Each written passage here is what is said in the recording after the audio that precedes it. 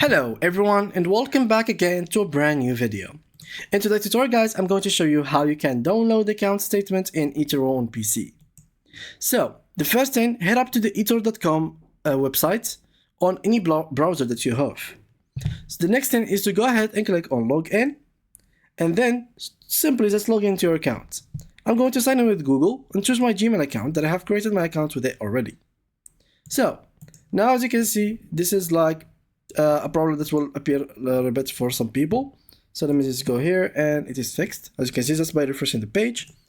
And so as you will be seeing right here, what you will need to actually get yourself to the download account statement in Etoro on PC is to go ahead and click into the settings and then go to account.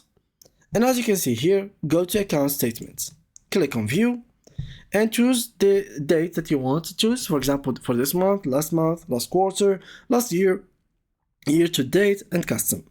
Let's choose, for example, for this month, click on create.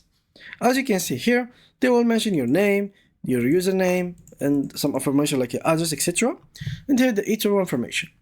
And here you will have the summary of all the transactions, or basically the account summary in dollar and the unrealized account summary in dollar as well.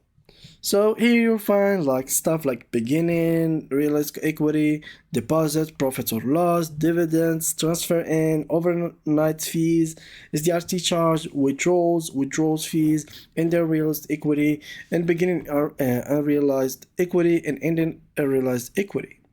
Of course, you can download this from this place right here as a PDF or an Excel file.